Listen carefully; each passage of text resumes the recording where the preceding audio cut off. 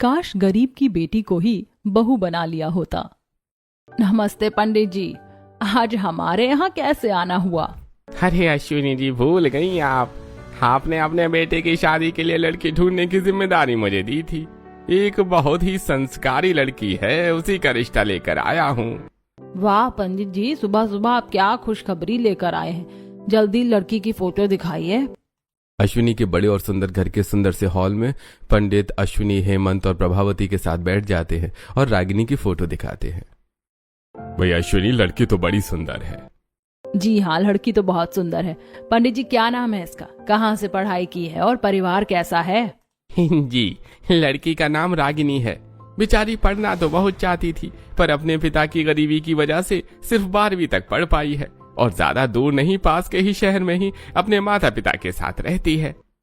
गरीब पिता? क्या काम करते हैं इसके पापा? जी, बेचारी गरीबी से परेशान बुढ़ापे की हालत में भी पैडल वाला रिक्शा खींचते हैं, उसी से पूरे परिवार का गुजारा चलता है। ये सुनते ही प्रभावती और हेमंत दुखी होते हैं। वहीं अश्विनी का चेहरा गुस्से से लाल हो जाता है। पंडित जी, आप बेवकूफ हैं क्या? अश्विनी जी, जुबान संभाल कर बात कीजिए। क्या गलती हुई है मुझसे? ये घर, ये सोफा और घर के बाहर गाड़ी खड़ी देख रहे हैं आप। आपको क्या लगता है इतने अमीर परिवार की बहू कोई गरीब फटीचर बनेगी? अश्विनी जी, ऊपर वाले ने आपको किसी चीज की कमी नहीं की है। मैं खुद इस लड़की से मिला हुआ हूँ। 24 कैरेट सोना है ये लड़की, इसीलिए इसका रिश्ता आपके लिए लेकर आया हूँ और आपके परिवार की बहू बनकर इस गरीब लड़की का भी भला हो जाएगा। अश्विनी, पंडित जी की बात सही है। चुप करिए और पंडित जी, आप अपनी तस्वीर उठाइए और यहाँ से चलते बनिए। आइंदा अगर ऐसा कोई रिश्ता हो तो अपने घर में शादी करवा लीजिएगा और अब मेरे बेटे के लिए कोई रिश्ता लेकर मत आइएगा। अरे बहू, तो पंडित जी का अपमान क्यों कर रही है? कोई बात नहीं माली, लगता है आपकी अमीर बहू को अपनी अमीरी पर घमंड हो गया है। अब तो इस अमीरी का घमंड कोई अमीर बहू ही उतारेगी। चलता हूँ, राम राम। एक ब्राह्मण का अपमान किया है आपने, भगवान आपको खुश रखे। इतना कहकर पंडित जी अश्विनी के घर से बाहर निकलते हैं और रागिनी की फोटो पोटली में रखते हुए जमीन पर गिराकर आगे बढ़ जाता है और कृष्णलाल और मीनाक्षी के गरीब घर पहुंचकर उनके साथ जमीन पर बैठे होते हैं। देखिए कृष्णलाल, मीनाक्षी जी, जो कुछ भी हुआ वो सब मैंने आपको बता दिया। माफ कीजिएगा पंडित जी, हमारी गरीबी ने आपकी भी बेइज्जती करवा दी। वैसे हमारी बेटी की तस्वीर दे दीजिए। पंडित जी अपनी पोटली में रागिनी की तस्वीर ढूंढने लगता है। अरे, मेरी पोटली में आपकी बेटी की तस्वीर नहीं है। आप अपनी बेटी की दूसरी तस्वीर खिंचवा लीजिएगा, शायद आपकी बेटी की फोटो वहीं रह गई। इतना कहकर पंडित जी उठते हैं और घर से बाहर निकल जाते हैं। ये क्या बात हुई? गरीब कहकर मेरी बेटी का रिश्ता ठुकरा दिया। क्या हम गरीबों को अपनी बेटी अच्छे घर में विदा करने का हक नहीं है? मीनाक्षी, तुम कमजोर क्यों पड़ रही हो? गरीबी के ताने तो हम हमेशा से झेलते आए हैं, ये कौन सी नई बात है? क्योंकि मैं भी चाहती हूँ कि मेरी बेटी अच्छे घर में विदा हो। जो परेशानियाँ उसने बचपन से हमारे गरीब घर में झेली हैं, वो परेशानियाँ उसे शादी के बाद ना झेलनी पड़े। उसे एक अच्छा ससुराल मिले। और क्या कमी है हमारी बेटी में? सुंदर है, पढ़ी लिखी और सारे गुण जानती है। सिर्फ गरीब होने की वजह से उसका रिश्ता ठुकरा दिया। माँ, तुम क्यों दुखी हो रही हो? और तुमसे किसने कहा कि मैं किसी अमीर परिवार में बहू बनकर जाऊंगी तभी खुश रहूंगी? परिवार चाहे कैसा भी रहे, अगर मेरी किस्मत में खुशियाँ लिखी होंगी तो मुझे खुशियाँ जरूर मिलेंगी। आप दोनों को अपनी बेइज्जती करवाकर किसी अमीर घराने में मेरा रिश्ता करवाने की जरूरत नहीं है। बेटी, तेरा दिल कितना बड़ा है। आज के जमाने में जहाँ बेटियां अपनी फरमाइशों की पोटली माता पिता के कंधों पर रख देती हैं, वहीं तो हमसे कुछ नहीं चाहती।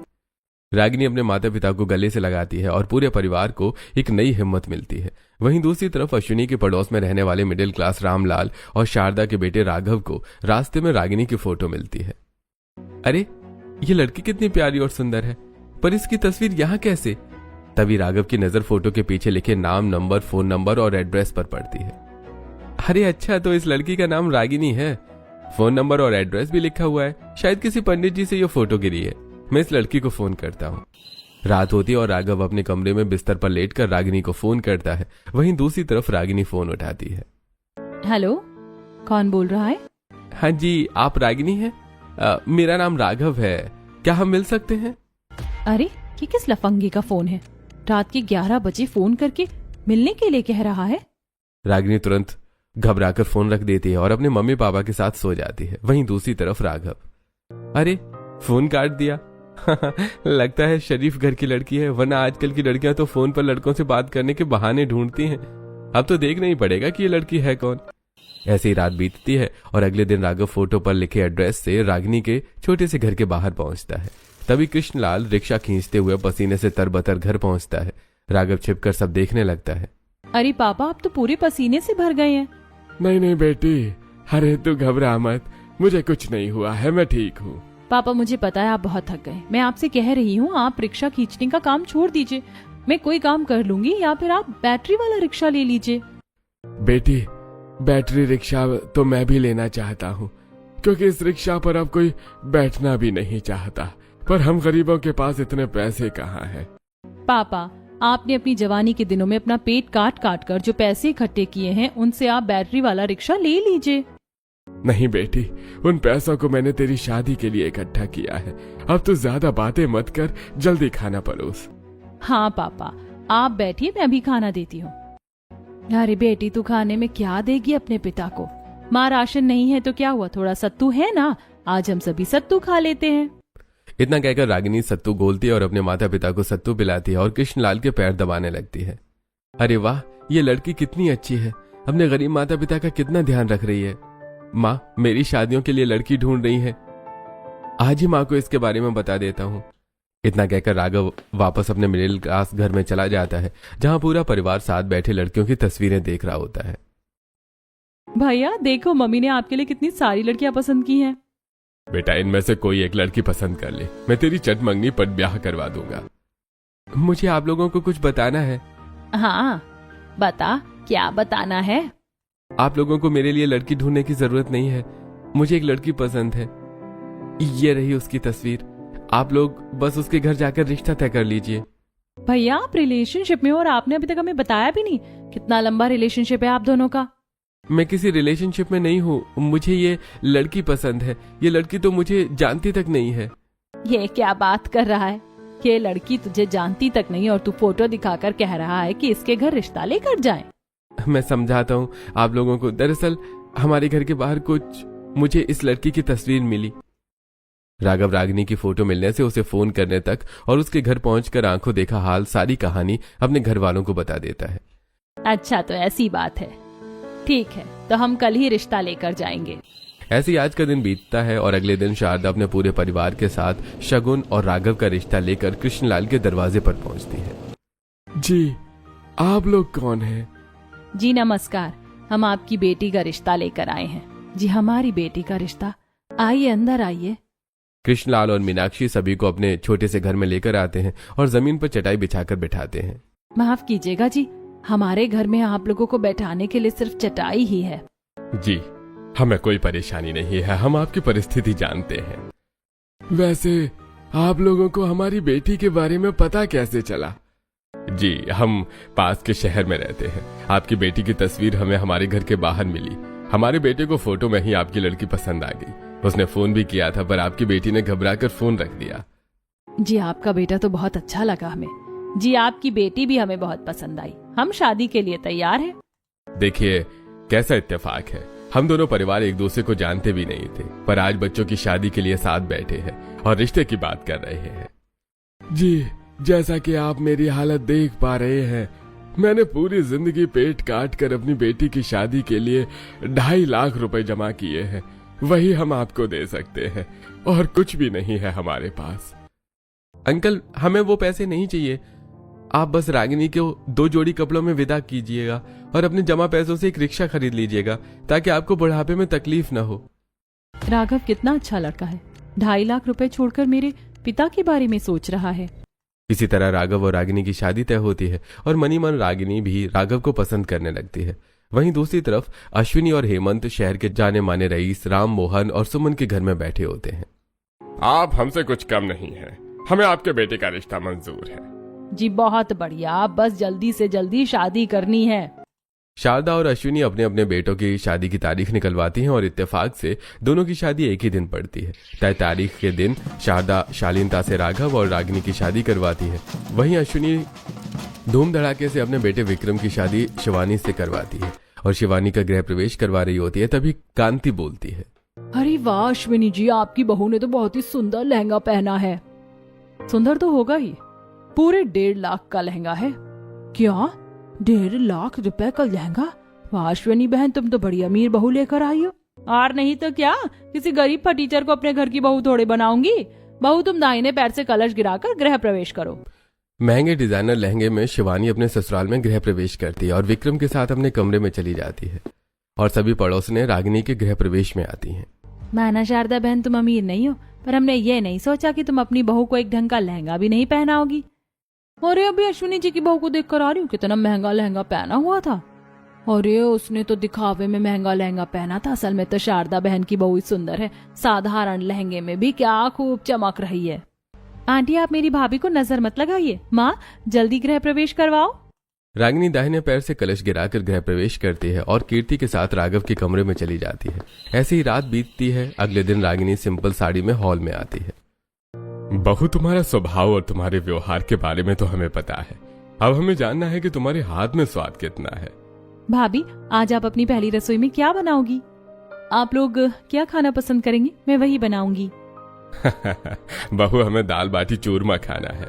रागिनी किचन में जाती है और सबके लिए दाल बाटी चूरमा बनाती है और थोड़ी देर में रागिनी डाइनिंग टेबल पर खाना परोसती है। तभी पड़ोस के कुछ बच्चे घर में आते हैं। अरे बच्चों, तुम लोग यहाँ कैसे? हमें बहुत अच्छी खाने की खुशबू आ रही थी आपके घर से, इसीलिए हम आपके घर चले आए। रागिनी पूरे परिवार और बच्चों को खाना परोसती है और सभी खाना खाने लगते हैं। Aunty you are the best, क्या खाना बनाया है, वाह आंटी।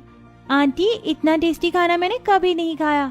आंटी मुझे और खाना चाहिए। बहू तेरे हाथ में तो माँ अन्नपूर्णा का आशीर्वाद है। इस तरह रागिनी की पहली रसोई पूरी होती है। वहीं दूसरी तरफ अश्विनी के घर में।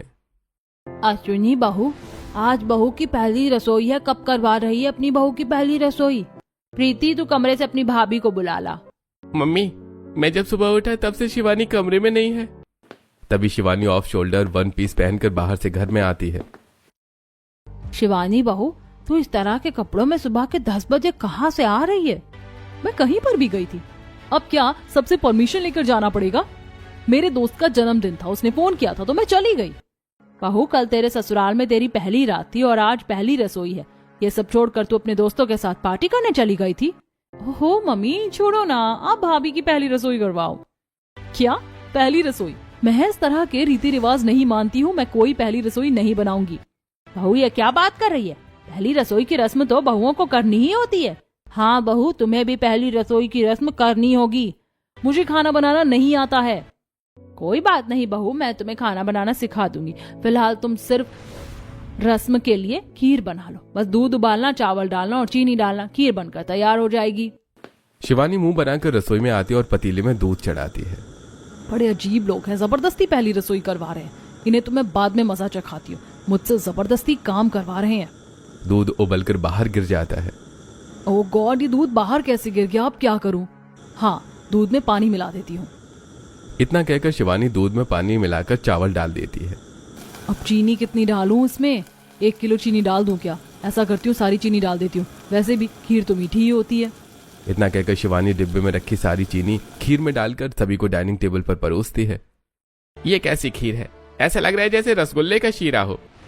बहू, तुझसे एक खीर तक नहीं बनी और जब बनाई तो रसगुल्ले का शीरा बना दिया। इसमें रसगुल्ले ही डाल देती।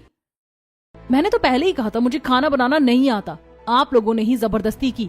अब जो मैंने बनाया है वही खाइए। बहू ने पहली बार कुछ बनाया, हम सब यही खा लेते हैं। धीरे धीरे बहू सीख जाएगी।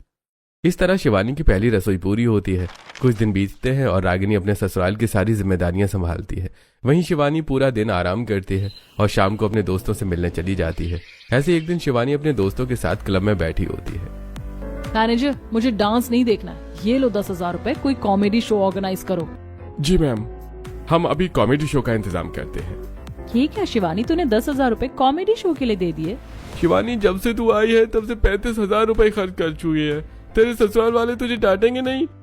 किसकी इतनी मजाल जो मुझे डांटे। ये पैसे मेरे पति के हैं और उसके पैसों पर मेरा पूरा हक है, और अगर वो भी मना करे तो मेरे पास खुद के भी पैसे हैं। तुम लोग पार्टी का मजा लो और जिसे जो खाना पीना है ऑर्डर कर लो। शिवानी अपने दोस्तों के साथ पार्टी एंजॉय करने लगती है। ऐसे कुछ दिन बीतते हैं और एक दिन रागिनी सब्जी मंडी आई होती है। मंडी में अश्विनी और शिवानी भी होती हैं। जी बोलिए बहन जी, क्या सब्जी दूं? भैया ये आलू कैसे है? आलू 22 रुपए किलो है। नहीं भैया, आलू तो 20 रुपए किलो है, मैं तो 20 रुपए किलो ही खरीदूंगी। मम्मी जी, आप मुझे ऐसे गरीबों के बाजार में क्यों लेकर आई हैं? यहाँ लोग 2 रुपए के लिए चिक चिक करते हैं। बहू ये तेरी तरह अमीर नहीं है, ये गरीब बहू है, 2 रुपए के लिए चिक चिक करेगी ही। सब्जी वाले, हमें ये सारी सब्जी थोड़ी थोड़ी दे दो, और हम कोई बार्गेनिंग नहीं करते। तो कितने हुए ये बताओ? जी मैम, ये सब मिलाकर 800 रुपए हुए। शिवानी सब्जी वाले के मनचाहे दाम में सब्जी खरीदती है। वहीं रागिनी बाजार के दाम में सब्जियां खरीद कर अपने घर आती है। माँ जी, मैं सब्जियाँ ले आई। क्या हुआ बहू, इतनी दुखी क्यों लग रही है? माँ जी, आजकल सब्जी वाले मनचाहे दाम लगा रहे हैं और हमारी अमीर पड़ोसन सब्जी वाले के मनचाहे दाम में सब्जियाँ खरीद भी रही है। इसी वजह से सब्जी महंगी हो रही है। रहने दे बहू, वो अमीर लोग हैं, उनके लिए 1-2 रुपए मायने नहीं रखते। हम गरीबों के लिए तो 1-2 रुपए ही पूंजी होती है। ऐसे कुछ दिन बीतते हैं और एक दिन अमीर बहू और गरीब बहू को पड़ोस से जन्मदिन का इनविटेशन आता है। मम्मी जी, हमें बर्थडे पार्टी में जाना है, उसके लिए मुझे न्यू ड्रेस और एक्सेसरीज खरीदनी है, मुझे पैसे चाहिए। हाँ हाँ बहू, तुझे जो खरीदना है खरीद ले, ये ले मेरा ATM। ठीक है मम्मी जी, मैं आप लोगों के लिए भी कुछ ले लूंगी। शिवानी घर से निकलकर एक बड़े डिजाइनर शॉपिंग मॉल में पहुंचती है, जहां सेल्स गर्ल खड़ी होती है। बताइए मैम, आपको किस तरह के कपड़े चाहिए? मुझे वो पिंक वाली ड्रेस चाहिए। मैम वो 30,000 की है। मैंने तुमसे दाम नहीं पूछा, बस उसे पैक करो और साथ में एक महंगा परफ्यूम और मैचिंग हैंडबैग और एक्सेसरीज भी दिखाओ। मैम ये हमारे ब्रांडेड परफ्यूम 5,000 के हैं और ये मैचिंग पर्स 12,000 का है। तुम फिर दाम बताने लगी। तुम एक काम करो, ये सब पैक करके बिल बनाओ। मैम आपका टोटल बिल 55,000 का हुआ है। शिवानी पेमेंट करती है और पड़ोस की बर्थडे पार्टी के लिए 55,000 की शॉपिंग करती है। वहीं दूसरी तरफ राघव और रागिनी कमरे में बात कर रहे होते हैं। रागिनी, ज्यादा तो नहीं, मैंने ये 1,000 रुपए बचाए हैं। इन पैसों से तुम पड़ोसी की बर्थडे पार्टी में जाने के लिए कोई सुंदर साड़ी ले लो। जी पड़ोस में ही तो जाना है, इसके लिए अलग से कपड़े क्यों लेने हैं? मेरे पास शगुन की साड़ी है, मैं वही पहन लूंगी। बल्कि इन पैसों से आप मम्मी जी और कीर्ति के लिए कपड़े ले लीजिए। रागिनी, तुम खुद से ज्यादा हमारे परिवार के बारे में सोचती हो। मैंने बहुत सही फैसला लिया तुमसे शादी करके। ठीक है, अब चलिए मम्मी जी के लिए एक सुंदर साड़ी खरीद कर आते हैं। रागिनी राघव के साथ साड़ियों की दुकान में आती है और शारदा के लिए एक सुंदर साड़ी खरीद कर घर पहुंचते हैं। अरे बहू, तुम अपने लिए कुछ नहीं खरीदी और मेरे लिए साड़ी लेकर आई हो? हाँ मम्मी जी, क्योंकि मुझे पता है शादी में काफी खर्चा हुआ है, जिसकी वजह से आप अपने लिए कपड़े नहीं खरीद रही हैं। मेरे पास तो शगुन की साड़ियाँ हैं, इसीलिए मैंने आपके लिए साड़ी खरीदी है। वाह शारदा, तुम्हारे तो भाग्य खुल गए गरीब घर की बहू लाकर। ऐसी शाम होती है। रागिनी और शारदा अपनी सुंदर और सिंपल साड़ी में बर्थडे पार्टी में पहुंचती हैं। वहीं शिवानी अपनी महंगी पिंक कलर की मनमेड ड्रेस में पार्टी में आती है। मैंने इतनी महंगी ड्रेस पहनी है, आज तो सब मेरी ही तारीफ करेंगे। केक कटिंग के लिए शानाया स्टेज पर खड़ी होती है और शिवानी को देखकर पार्टी में सभी पड़ोसी और मेहमान आपस में फुसफुसाने लगते हैं। जरा अश्विनी की बहू को तो देखो, ऐसा लग रहा है कि उसी की पार्टी है।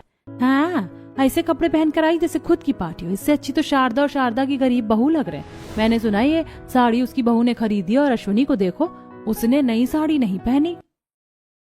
इसे तो देखो, मेरी बर्थडे में आई है या अपनी अमीरी दिखाने, इतनी महंगी ड्रेस पहनकर।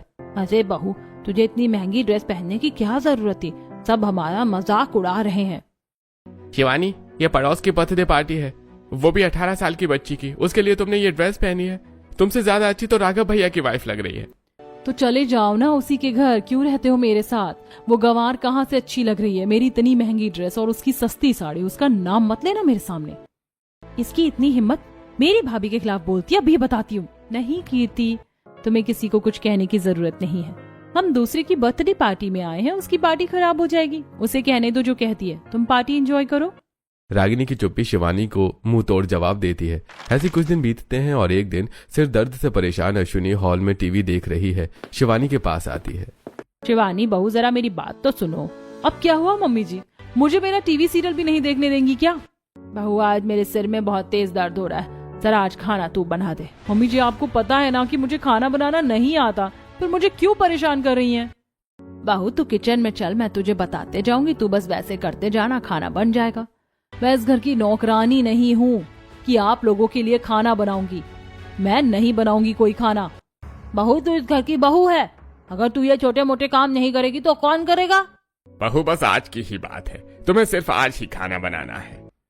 मैं नहीं बनाऊंगी खाना। हाँ, आप लोग चाहे तो मैं अभी खाना ऑर्डर कर देती हूँ। शिवानी 7 स्टार होटल से खाना ऑर्डर करती है और थोड़ी देर में डिलीवरी बॉय तरह तरह के डिशेस को लेकर दरवाजे पर पहुंचता है। मैम, आपके टोटल 20,000 रुपए हुए हैं। हाँ भैया, ऑनलाइन कर दिए हैं। शिवानी पूरे परिवार के साथ डाइनिंग टेबल पर खाने पर बैठती है। भाभी इतना सब कुछ क्यों मंगाया? इतना सब कौन खाएगा? इतना सारा खाना तो हम सब मिलकर सुबह तक नहीं खा सकते। शिवानी, इतना सारा खाना बच गया है, इसका क्या करें? आप लोगों को जो खाना है खाइए, और बच गया है उसे फेंक दीजिए।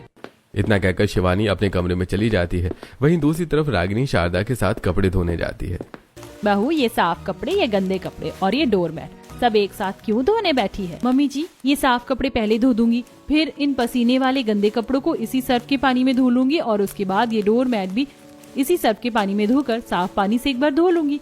इससे कम सर्फ में सारे कपड़े धुल जाएंगे और हमारी सर्फ की बचत होगी। वाह बहू, अब समझ में आया कि हमारे राशन में हर महीने 1,000-1,200 रुपए कैसे बच जाते हैं। तो इस तरह साबुन, तेल, मसाले की बचत कर रही है। ऐसे कुछ दिन बीतते हैं और रागिनी छोटी छोटी सेविंग्स करते हुए एक एक डिब्बे में अच्छी खासी रकम इकट्ठा कर लेती है। वहीं शिवानी विक्रम का पूरा बैंक अकाउंट और क्रेडिट कार्ड खाली कर चुकी होती है। ऐसी एक दिन विक्रम पसीने से लथपथ घर आता है। शिवानी, एक गिलास पानी देना। मैं क्यों दूं पानी? तुम खुद ले लो। अरे शिवानी, दे दो ना पानी, बहुत प्यास लगी है, बहुत थका हुआ हूँ। मैं भी थकी हूँ, जाओ खुद पानी लेकर पियो। मेरी अमीर बहू को अपनी अमीरियत का कितना घमंड है, मेरे बेटे को पानी तक नहीं दे रही है। अपने कमरे के बाहर खड़ी अश्विनी हॉल में बैठा शिवानी और विक्रम की बातें सुन रही होती है। तभी थोड़ी देर के बाद, शिवानी, जोरों की भूख लग रही है, खाना तो दो। उफ, वो कितना परेशान करते हो। क्या तुमने मुझे खरीद लिया है? मैं क्या तुम्हारी नौकरानी हूँ कि कभी पानी दूं कभी खाना दूं? तुम जाओ और मेरा खाना निकाल कर लेकर आओ, और खाना गर्म कर लेना, समझ आया? शिवानी, मैं जाऊं खाना गर्म करने? हाँ, तुम जाओ और मेरे लिए सलाद भी लेकर आना। ऑफिस का थका हारा विक्रम रसोई में जाकर खाना गर्म करता है और सलाद काटकर डाइनिंग टेबल पर शिवानी के साथ बैठता है। तभी शिवानी प्लेट लेकर कमरे की तरफ चली जाती है। मेरी अमीर बहू मेरी तो किसी बात का सम्मान नहीं करती, और अब तो मेरे बेटे का भी मान नहीं रखती। उससे घर के काम करवा रही है और उसे वक्त भी नहीं दे रही है। वहीं दूसरी तरफ शाम के समय राघव घर लौटता है और अश्विनी अपनी बालकनी में खड़ी रागिनी के घर में देख रही होती है, जहां रागिनी तुरंत राघव को पानी देती है।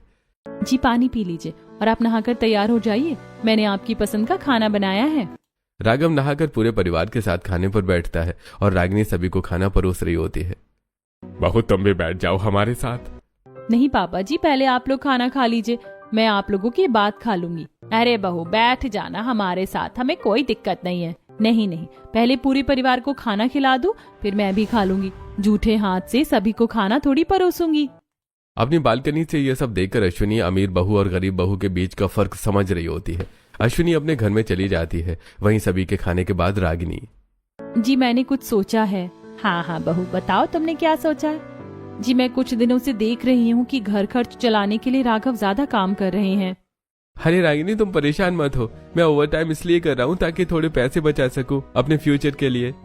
जी मैं हमेशा से कोई बिजनेस चलाना चाहती थी, पर कभी पैसे इकट्ठा नहीं कर पाई, पर अब घर की छोटी छोटी सेविंग से मैंने कुछ पैसे इकट्ठा किए हैं।